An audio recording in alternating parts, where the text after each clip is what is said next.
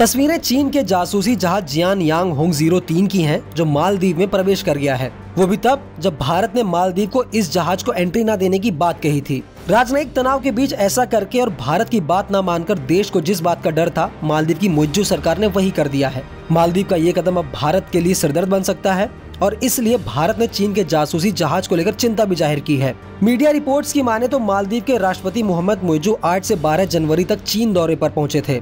उनके वापस लौटते ही चीन का ये जासूसी जहाज भी रवाना हो गया था। हालांकि 22 जनवरी के बाद ये जहाज ट्रैकिंग साइट्स पर दिखाई नहीं दे रहा था। माना जा रहा था कि ये जहाज गायब हो गया है, लेकिन 22 फरवरी को अचानक मालदीव पहुंचे जहाज ने भारत की टेंशन बढ़ा दी है। अब सवाल ये है कि चीन के जहाज से भारत चिंतित क्यों है। दरअसल चीन का जियान यांग होंग 03 जहाज बैलिस्टिक मिसाइल ट्रैकर्स और रिसर्च सर्विलांस तकनीकों से लैस है। चीन ने इसे साल 2016 में बनाया था और इसका वजन करीब 4300 टन है।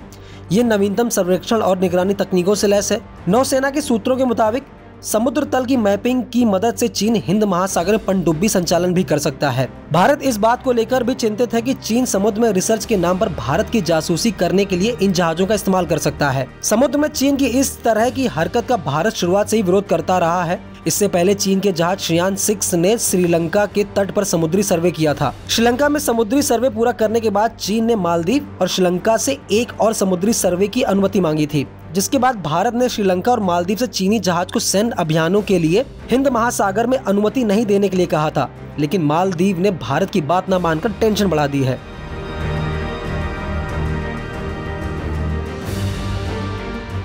रिपोर्ट में दावा किया गया है कि जहाज मालदीव की राजधानी माले में रुकेगा।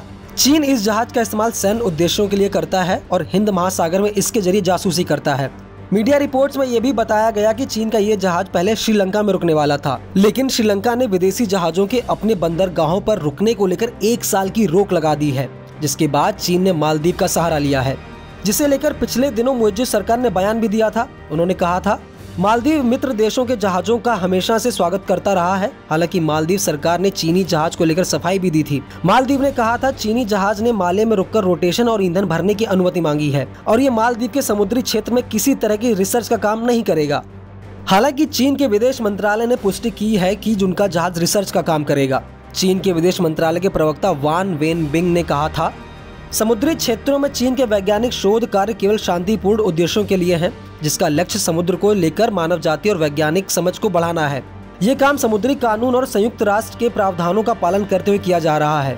सालों से चीन और मालदीव समुद्री वैज्ञानिक शोध में सहयोग करते आ रहे हैं। चीन इस बात की सराहना करता है कि मालदीव ने अंतर्राष्ट्रीय कानून के प्रासंगिक प्रावधानों, संप्रभुता और चीन मालदीव मित्रता के आधार पर चीनी वैज्ञानिक रिसर्च जहाज को अपने बंदरगाहों में प्रवेश करने के लिए सुविधा और सहायता मुहैया की है।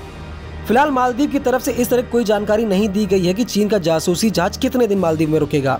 इस खबर को लेकर आपका क्या कहना है, हमें कमेंट करके जरूर बताएं और ऐसी खबरों के लिए बने रहिए न्यूज़ 18 इंडिया ओरिजिनल्स के साथ।